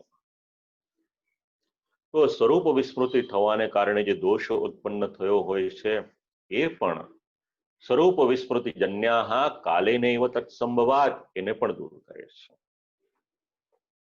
એની પછી સંયોગજાઃ ઇતિ અંતઃકરણાધ્યાસ જન્યાઃ. અંતઃકરણના અધ્યાસ રૂપ જે થયેલો છે એ સંયોગ નામનો જે દોષ છે. કારણ આપણું જે અંતઃકરણ છે એ બહિર્મુખતાથી અન્ય સંયોગ થવાને કારણે અને ભગવાનથી બહિર્મુખ થવાને કારણે જે સ્વધર્મ માની લે છે અને ભગવત ધર્મનું જે અજ્ઞાન થાય છે એના કારણે અંતઃકરણનો અધ્યાસ થાય છે. આપણું અંતઃકરણ અનેક જગ્યાએ રોકાયેલું છે. હવે સાથે સાથે ગદ્ય મંત્રનું પણ અનુસંધાન રાખજો. એટલે આ બધા શબ્દો આપણે જ્યારે શ્રી ઠાકોરજીને જે પ્રાતઃકાલમાં નિવેદન કરીએ છીએ એમાં આ પણ આવી જશે, આપણું અંતઃકરણ પણ. અને એનાથી આગળ સ્પર્શજા ઇતિ માત્ર સ્પર્શજન્યાઃ. એટલે સ્પર્શ માત્રથી જે દોષ લાગે છે એ કઈ રીતે થાય? તથા ચેન્દ્રિયાદ્વસાજયા તથા ચેન્દ્રિયાદ્યાસજા ઉક્તા, એટલે ઇન્દ્રિયોનો અધ્યાસ એ દોષ. તો 5 તન્માત્રા સ્પર્શથી ઉત્પન્ન થવા વાળા તે દોષ એ ઇન્દ્રિયના અધ્યાસથી ઉત્પન્ન થાય છે. ઇન્દ્રિયાધ્યાસ એટલે શું? કોઈ એમ માને કે મારી આંખ સારી છે, કોઈ એમ માને કે મારું શરીર સારું છે. જે ઇન્દ્રિયોમાં આપણે આસક્ત થઈએ એનું નામ છે ઇન્દ્રિયાધ્યાસ. તો બ્રહ્મ સંબંધ લઈએ. બ્રહ્મ સંબંધન નિવર્તિષ્યંત ઇતિ, આ બધા જ પ્રકારના દોષો એ દૂર થાય છે. અને પછી પ્રભુ જ્યારે અંગીકાર કરે છે ત્યારે અંગીકાર કરવામાં કોઈ પણ પ્રકારનો દોષ એ બાધારૂપ બનતો નથી. હજી તો ઘણું વિચારી શકાય, અલગ અલગ ટીકાકારોના મત આની પર. સંયોગજા સ્પર્શજાશ ન મંતવ્ય કથંચન, અને મૂળ ગ્રંથને ટીકા વાંચવાનો આનંદ આ જ છે. અહીંયા આગળ જે દોષ બતાવ્યા છે, એક ટીકાકાર એના એ જ દોષને 32 દોષો તરીકે પણ નિરૂપણ કરે છે, એ પણ શાસ્ત્રના આધારે. મૂળમાં કહે છે કે આટલા દોષ પંચવિધા, પણ જ્યારે એનો વિસ્તારથી વિચાર કરવામાં આવે તો 32 દોષ એમાં સમજાવ્યા છે. એકાદ સમજાવવું એટલે ખ્યાલ આવે કે 32 ની નિરૂપણ કઈ રીતે કરે છે. તો સહજા દ્વાદશ દેશોત્થાહ સપ્ત ત્રયાઃ કાલોત્થાહ સંયોગજાઃ સપ્ત સ્પર્શજાસ્ત્રયાઃ એવં 32 ભેદા. અને એ પણ પોતાની મરજી મુજબ નહીં, વેદ અને પુરાણનો આધાર લે છે. તો સહજા દ્વાદશ, 11 ઇન્દ્રિય અને આપણું શરીર, આ 12 છે. એમાં આ 12 પ્રકારના દોષો સમજાવ્યા. હવે જેમણે સાધન દીપિકા શ્રવણ કરી હોય એમાં જે જીવમાં રહેલા દોષ, ભગવત સેવામાં રહેલા દોષ સમજાવ્યા હતા, બસ એનું જ અનુસંધાન અહીંયા આગળ લઈ લો એટલે 32 દોષ તમારા ને મારા દ્વારા કયા થાય છે, અને પછી જ્યારે સેવામાં આપણે જઈએ છીએ ત્યારે કયા દોષ કરીએ છીએ, આ બધું જ વિચારવા જેવું છે. ત્યાં અપરાધ શબ્દ છે. દોષની નિવૃત્તિ થશે તો અપરાધ નહીં થાય, આ બંને વાત વિચારવા જેવી છે. સહજા દેશ કાલોત્થા લોકવેદ નિરૂપિતા. તો પૂજા માર્ગ અને ભક્તિ માર્ગ, આ બંને માર્ગમાં ભેદ રહેલો છે. પૂજા માર્ગમાં વિધિનું મહાત્મ્ય છે અને ભક્તિમાં ભાવનું મહાત્મ્ય છે. ભક્તિ માર્ગનું સામર્થ્ય છે કે પોતાની જાતે જ અનેક પ્રકારના દોષ એને દૂર કરે છે. માટે પૂજા માર્ગમાં જે દોષ સમજાવ્યા છે એ ભક્તિ માર્ગમાં આપણે માનવાની જરૂર નથી, કારણ જીવ ભગવાનની સેવા કરે છે. અને ભક્તિ માર્ગમાં સેવા કરવા યોગ્ય અગર કોઈક છે તો એ શ્રી પુરુષોત્તમ છે. અને જે પૂજા માર્ગ છે તેનો સમાવેશ એ તો કર્મ માર્ગની અંતર્ગત થઈ જાય છે. માટે પણ ભક્તિ માર્ગની સાથે આપણે એનો વિચાર ન કરી શકાય. અને ભક્તિ માર્ગ, શ્રીમદ ભગવદ્ ગીતાનો મત અગર એમાં વિચારીએ તો પુરુષોત્તમ એ કેવળ અને કેવળ ભક્તિથી જ વશ થઈ જાય છે. બસ આ સિદ્ધાંત પણ વિચારવાનો. એ ભગવાનના સ્વરૂપને માટેનો વિચાર કરે. હવે આ ત્રીજો શ્લોક, એને આપણે વિરામ આપીને ચતુર્થ શ્લોક, અન્યથા સર્વદોષાણામ ન નિવૃત્તિ કથંચન અસમર્પિત વસ્તુનામ તસ્માદ વર્જનમ આચરે. બીજા પ્રકારે સર્વદોષોનો નાશ કોઈ પણ પ્રકારે થતો નથી, તેથી સમર્પણને કરેલી જે વસ્તુઓ છે એનો ત્યાગ કરવો, આ પુષ્ટિ માર્ગના પાયાના સિદ્ધાંતમાં વિચાર કરી શકાય. તો હવે આ શ્લોકો છે. હવે જેને ભક્તિ માર્ગનું બહુ અભિમાન થઈ ગયું હોય, પોતાની જાતને બહુ મોટા સમજતા હોય, એવો ઈચ્છતા હોય કે અમે જ્યાં જઈએ ત્યાં અમને સન્માન મળવું જોઈએ, અને વૈષ્ણવત્વનો જો મદ થયો હોય તો હવેના શ્લોકો અને ટીકાકારોનો મત એને વાંચવાનો, એટલે ખબર પડશે કે આપણે ક્યાં ઊભા છીએ. કેવળ બ્રહ્મ સંબંધ લેવું પર્યાપ્ત નથી. બ્રહ્મ સંબંધ લઈ અને આગળનું જે કર્તવ્ય છે એ નિભાવવું આપણા માટે જરૂરી છે. તો ભક્તિ માર્ગમાં નિવેદન કર્યા સિવાય સેવામાં વિઘ્ન કરનાર સર્વ દોષોનો બીજા કોઈ પણ પ્રકારે નાશ થતો નથી. તો નિવેદન કરેલા વૈષ્ણવે આ જીવન શું કરવાનું? બ્રહ્મ સંબંધ લીધા ત્યારે જે દોષોનો નાશ થયો, ફરીથી આપણામાં એ દોષોનો પ્રવેશ ન થાય એના માટેની કાળજી રાખવાની. નહીતર પછી એ દોષો આવી જશે તો મુશ્કેલી થશે. હવે અસમર્પિત વસ્તુ નામ ઇતિ મુખ્ય સિદ્ધાંત. યતો અસ્મિન માર્ગે એટલે આપણા માર્ગમાં ભગવત સંબંધાભાવવદ વસ્તુ સંસર્ગસ્યૈવ દોષત્વમ. આ માર્ગમાં ભગવત સંબંધના અભાવ જેવી વસ્તુના સંસર્ગથી જ દોષ ઉત્પન્ન થાય છે. અર્થાત જે વસ્તુનો સંબંધ, જે પદાર્થનો સંબંધ ભગવાનની સાથે નથી થયો એના દ્વારા દોષની ઉત્પત્તિ થાય છે.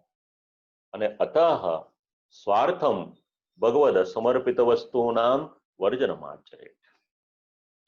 ભગવદ અસમર્પિત વસ્તુઓનું વર્જન કરવું જોઈએ, એનો સંસર્ગ પણ ન કરવો જોઈએ. સંસર્ગમપી ન કુર્યાત ઇતિ અર્થ. હવે આપણે એવું અર્થઘટન વિચારીએ છીએ કે કેવળ અન્ન એ જ અસમર્પિત ન લેવું, પણ અહીંયા આગળ એવો કોઈ શબ્દનો વિશેષ ઉલ્લેખ કર્યા વગર એવું સમજાવ્યું કે જેટલા પદાર્થો છે એ પદાર્થોને ભગવાનને સમર્પિત કરો, અને અસમર્પિત હોય તો જીવનમાં એને અપનાવો નહીં. આ એક સિદ્ધાંત આપણને મળે છે. હવે કોઈના મનમાં એવો વિચાર આવે કે અસમર્પિત લઈએ અથવા તો વસ્તુઓ વાપરીએ તો શું? તો યદ્યત અસમર્પિતમ અશ્નાતિ તર્હિ આસુરાવેશો ભવતિ.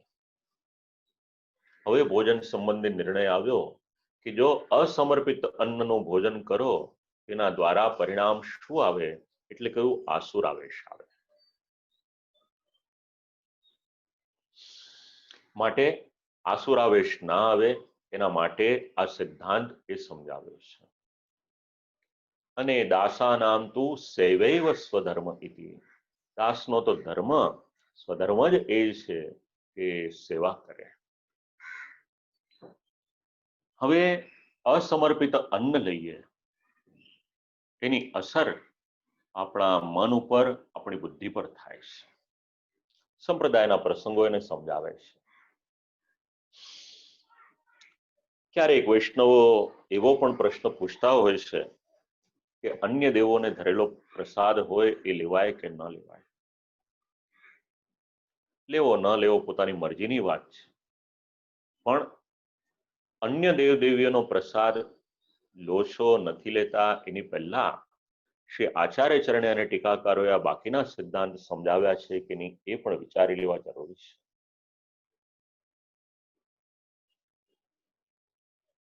હવે આનો સંબંધ ટીકાકાર કરે છે આપણી ઇન્દ્રિયોની સાથે. શાસ્ત્ર જે સમજાવે છે એનું અનુસંધાન લીધું છે. જેટલી ઇન્દ્રિયો છે એ ઇન્દ્રિયો ભગવાનની તરફ ક્યારે વળશે? જો આપણા જીવનમાં આ સિદ્ધાંત હશે તો. આ સિદ્ધાંત નહીં હોય તો મુશ્કેલી થશે. પછી ક્યારેક એ સિદ્ધાંત એને બાજુ પર મૂકતા આવીશું તો કદાચ એટલી માત્રામાં અસર કરતી હશે, એનું માત્રામાં જે સંશોધન થયું હશે એનો ખ્યાલ નથી, પણ એ બાદ તો અવશ્ય કરે છે એ વાત તો સમજાવી છે. તથા હિ સર્વથા સમર્પિતના આત્મનો યે તે સાક્ષાત ભગવત સંબંધી વ્યતિરિક્તમ ન કંચિત ગૃહ્ણંતિ. પણ જે બધા પ્રકારથી સમર્પિત આત્મા છે એટલે જીવ છે એ સાક્ષાત ભગવત સંબંધી વસ્તુઓથી અતિરિક્ત બીજું કંઈ પણ ગ્રહણ કરતા નથી. ખૂબ અઘરો છે આ સિદ્ધાંત જીવનમાં ઉતારવાને માટે. પણ આજે પણ ઘણા વૈષ્ણવો એવા છે, માત્ર ભલે ઓછી થઈ હોય, પણ એ વૈષ્ણવો આ સિદ્ધાંતને આજીવન પોતાના આચરણમાં અપનાવેલો છે. અને કેટલાક વૈષ્ણવો એવા પણ મળ્યા, આપણા દેશમાં તો મળ્યા, વિદેશમાં પણ મળ્યા. 10 કલાક ટ્રાવેલ કરવાનું હોય અને કદાચ જલ ન હોય તો પછી મિશ્રીના ટોક અથવા તો પછી દ્રાક્ષ વગેરે જે ધરેલું હોય પ્રભુને, એ પોતાના મોઢામાં પધરાવી દેશે, મૂકી દેશે, પણ જલ સુદ્ધા નહીં. અને વૈષ્ણવ કોને કહેવાય? જેના જીવનમાં ટેક હોય એનું નામ વૈષ્ણવ. જો જીવનમાં ટેક નહીં હોય તેને વૈષ્ણવ કહેવાશે કે કેમ, એ પણ પ્રશ્ન છે. તો ઇન્દ્રિયોનો સંબંધ ભગવાનની સાથે બાંધવાનો છે. તો ભગવદી અને ઇન્દ્રિયો કેવી આ શબ્દોની પર સમજાવી રહ્યા છે.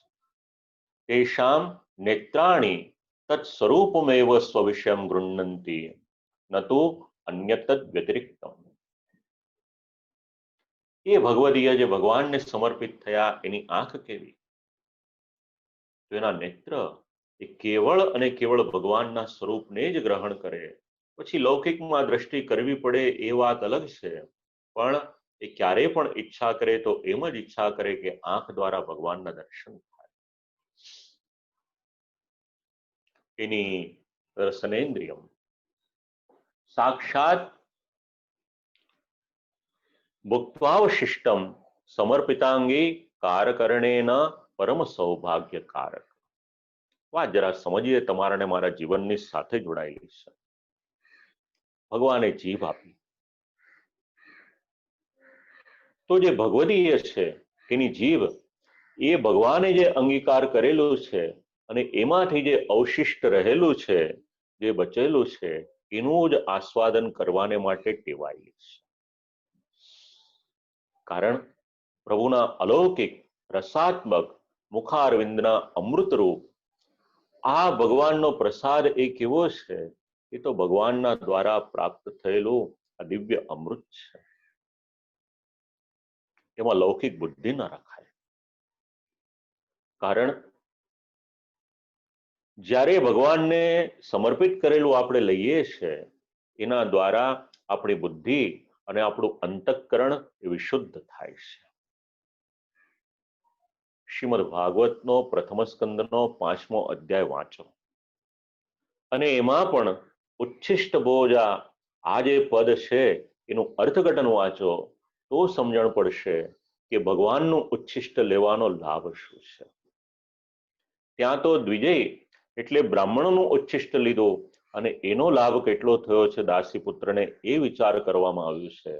તો ભગવાનનું ઉચ્છિષ્ટ જ્યારે લેવામાં આવે છે ત્યારે પ્રસાદની એક ગરિમા છે. બસ આનું નામ ભગવાનનો સેવક.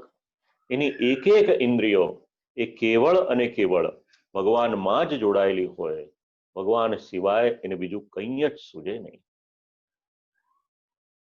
ઘણું બધું આની પર વિચાર કરી શકાય. ભગવાને આપણને નાક આપ્યું તો નાસિકા, એનો ઉપયોગ શેમાં?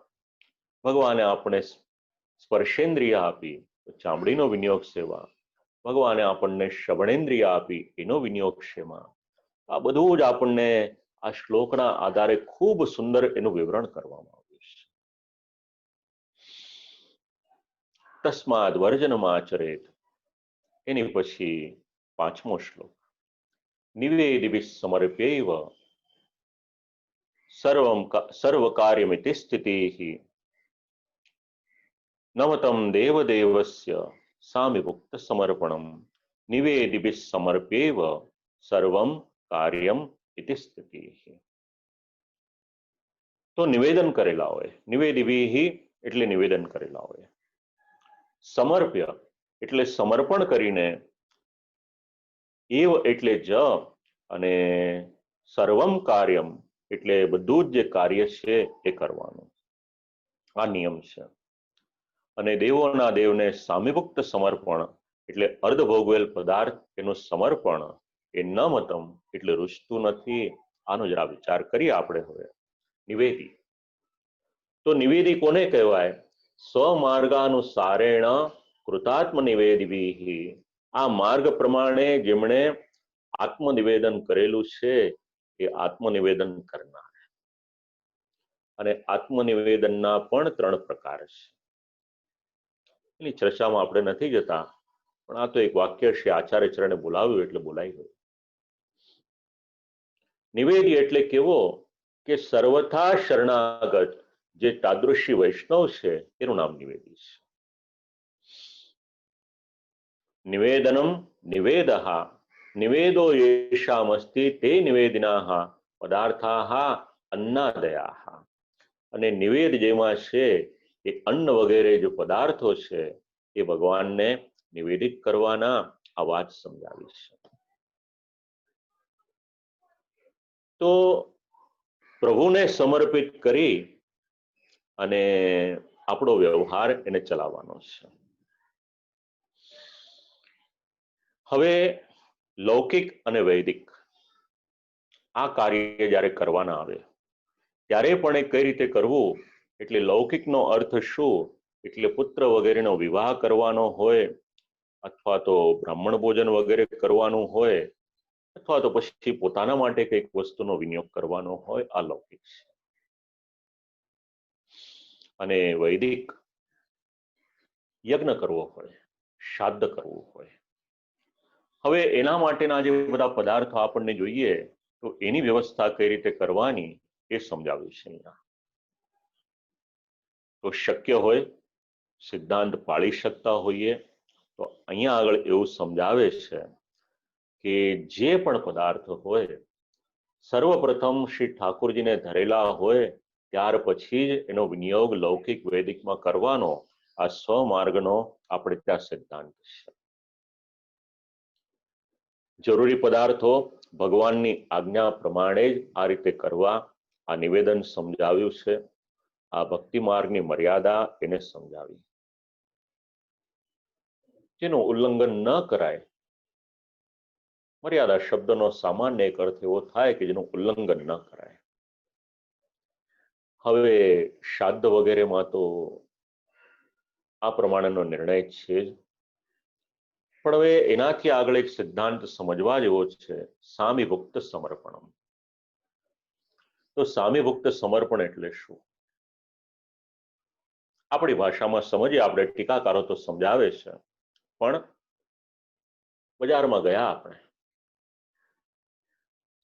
1 કિલો કેરી લાવ્યા કે 1 ડઝન કેરી લાવ્યા, કેરીની ઋતુ છે,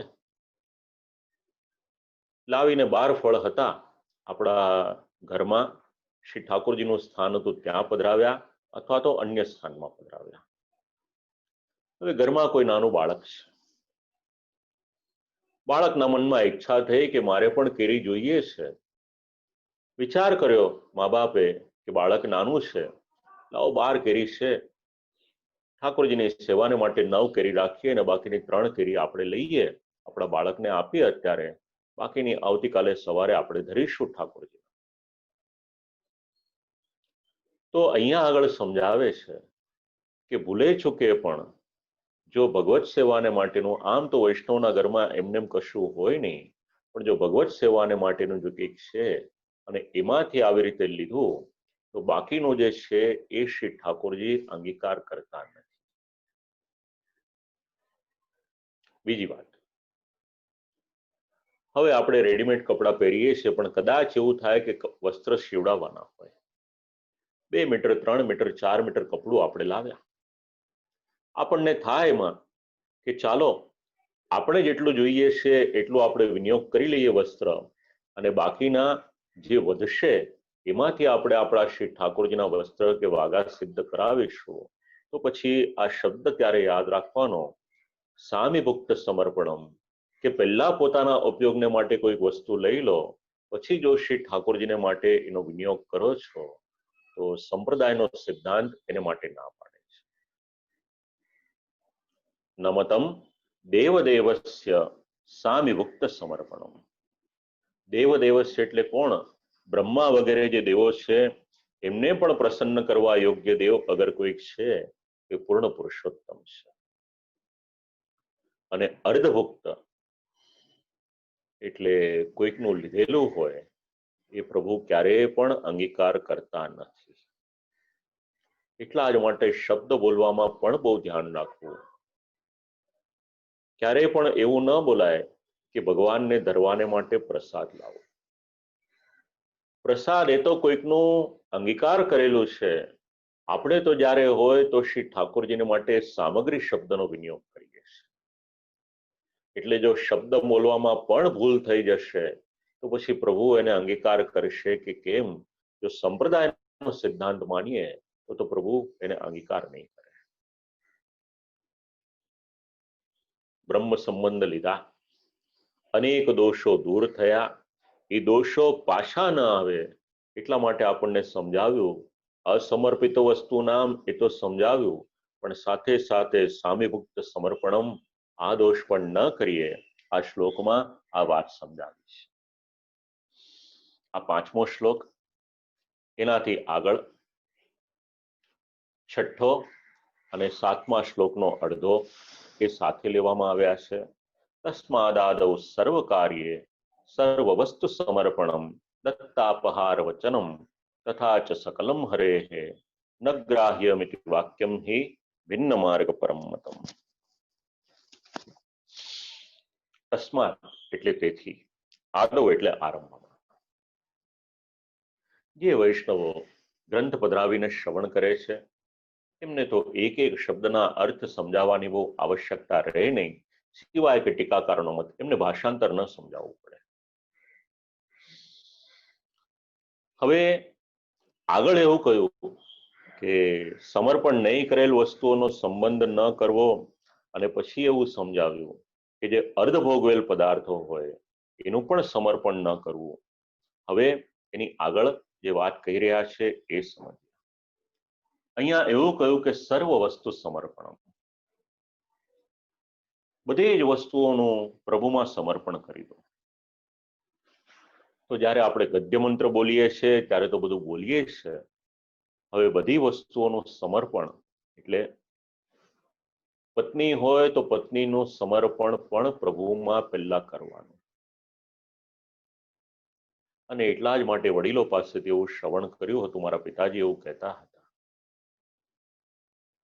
કે આપણે ત્યાં એક ક્રમ એવો પણ હતો કે કન્યાના લગ્ન થઈ જાય ત્યાર પછી એને બ્રહ્મ સંબંધની દીક્ષા આપવામાં આવતી હતી.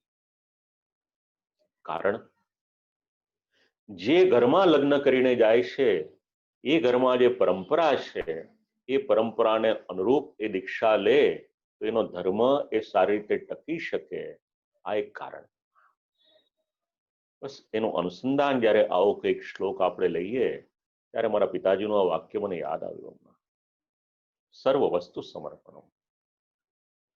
તો પત્નીનો વિનિયોગ એ પણ ભગવત સેવામાં કરવાનો, માટે એનું સમર્પણ પ્રભુને કરવાનું. અને પછી સંતાન થાય તો શાસ્ત્ર સમજાવે છે, ગ્રંથ સમજાવે છે. પુત્રની ઉત્પત્તિ થાય તો એનું સમર્પણ પણ ભગવાનને કરવાનું. અને આપણે ત્યાં એટલા જ માટે આરંભમાં જે સંસ્કારની વાત કરી, બાળક જ્યારે નાનું હોય જેને આપણે નામ પમાવવું અથવા તો નામ સંભળાવવું કહીએ છીએ, બસ એને અષ્ટાક્ષર મંત્રની દીક્ષા મળે. એ બાળકને પણ પ્રભુને સમર્પણ કરવાનું. કારણ બાળકને જ્યારે પ્રભુને સમર્પણ કરીએ, આપણે ત્યાં આગળ પણ ગ્રંથમાં આવશે ત્યાં વિચાર કરીશું, પત્ની હોય કે સંતાન હોય શેના માટે? ઠાકોરજીની સેવાનો ક્રમ સારી રીતે નભી શકે, આપણા ઠાકોરજી સુખેથી બિરાજે એનો વિચાર આપણે પહેલા કરવાનો. તસ્માદાદૌ સર્વ કાર્યે, આનું નામ સર્વ વસ્તુ સમર્પણ. પછીનો પદ છે દત્તાપહાર વચનમ. હવે શાસ્ત્રમાં એક શ્લોક એવો પણ છે કે જો ભગવાનને માટે દીપ પ્રજ્વલિત કર્યો હોય તો એ દીપના પ્રકાશનો પણ પોતાને માટે વિનિયોગ ન કરવો કે ઉપયોગ ન કરવો, તો ભક્તિ માર્ગમાં શું વ્યવસ્થા છે?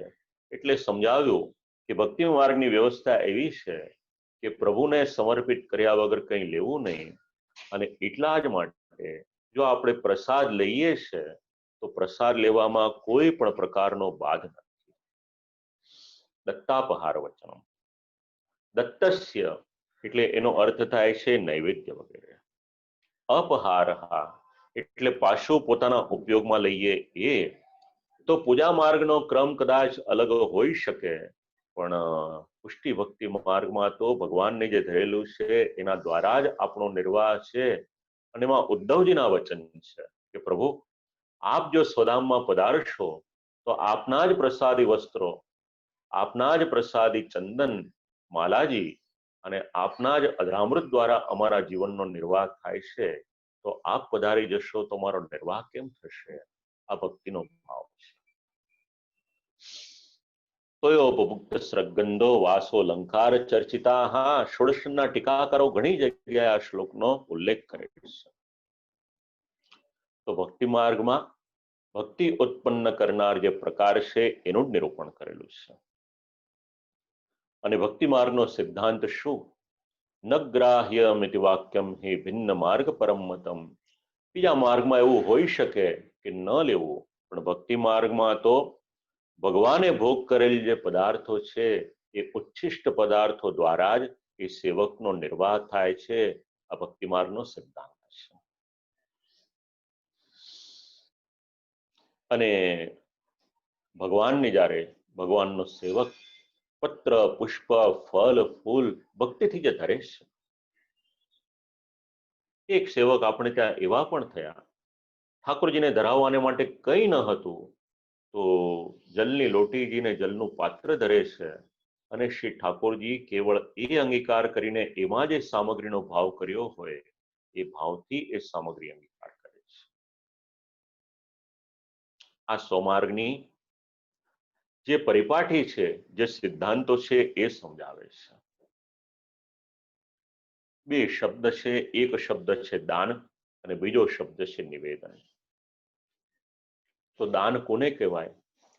આ એક નેપકિન છે, થાય કે મારે આ બીજા કોઈકને આપી દેવો છે, આ બીજા કોઈકને આપી દઈએ અને કહીએ કે આપને દાનમાં આપ્યો, કોરો નેપકિન હોય, કોઈ પણ પદાર્થ હોય જે આપણે વાપરેલો ન હોય, જેનું આપણે દાન કરીએ, એટલે કહી દઈએ કે હવે આની પર મારી સત્તા નથી, હવે આની પર આપની સત્તા છે.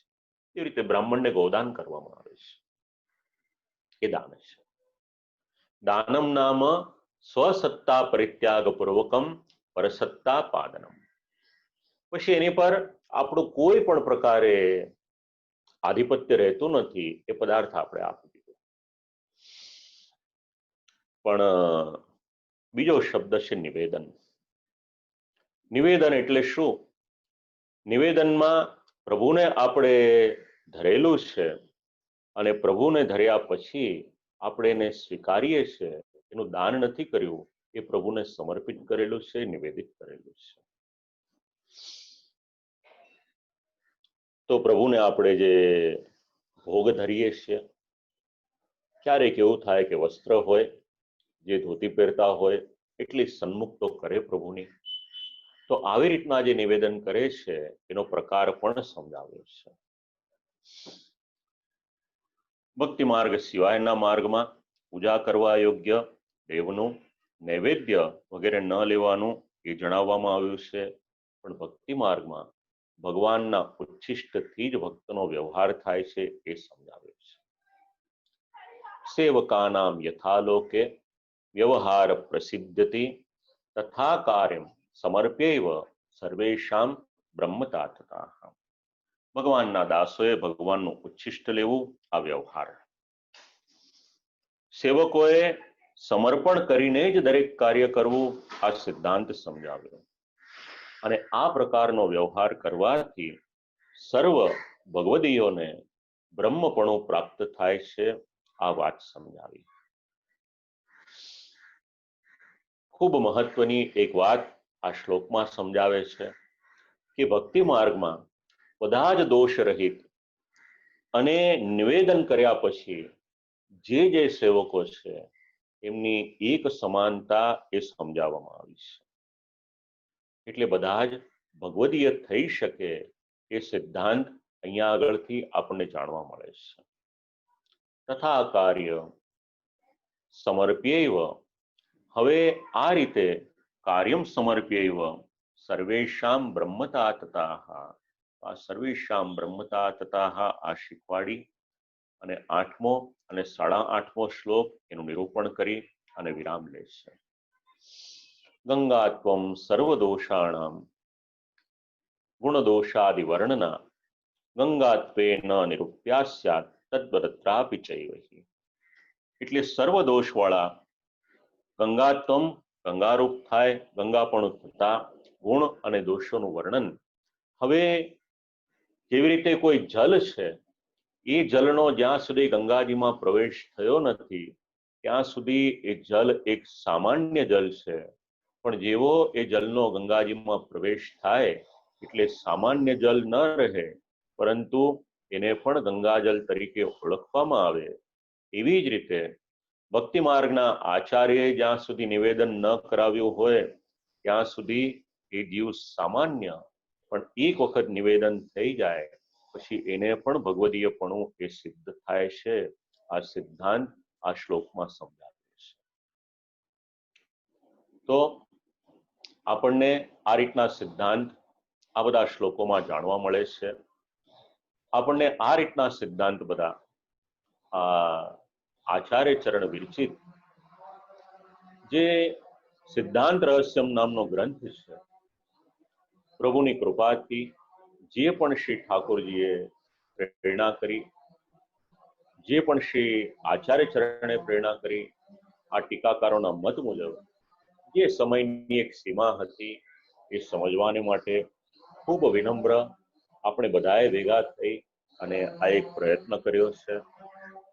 આ જ વિષયનું કંઈક વિશેષ વિવરણ જે પ્રમાણે મહારાષ્ટ્રની અનુકૂળતા હશે એ પ્રમાણે આવતીકાલે પૂજ્યપાદ ગોસ્વામી 108 શ્રી પરાગ કુમારજી મહોદય શ્રી આપશ્રીના દ્વારા આપણે આ વિષયને પુનઃશ્રવણ કરીશું એના અનુસંધાનમાં. અને પરમ દિવસે આ જ શૃંખલામાં આગળનો ક્રમ એમાં આપણે નવરત્નમ એનું શ્રવણ કરીશું. તો દેશ વિદેશથી યુટ્યુબ, ફેસબુક, ઝૂમ જે પણ માધ્યમ દ્વારા જે પણ ભગવદીય શ્રોતાઓ શ્રવણ કરી રહેલા હોય, આપ સર્વને ભગવત સ્મરણ. ચેટમાં જેમણે જેમણે દંડવત પ્રણામ કર્યા હોય આપ સર્વને આશીર્વાદ. શ્રી વલ્લભકુલના શ્રી ચરણોમાં દંડવત પ્રણામ કરી અને આજની વાણીને શ્રી ઠાકોરજીના યુગલ શ્રી ચરણોમાં સમર્પિત કરું છું. અસ્તુ.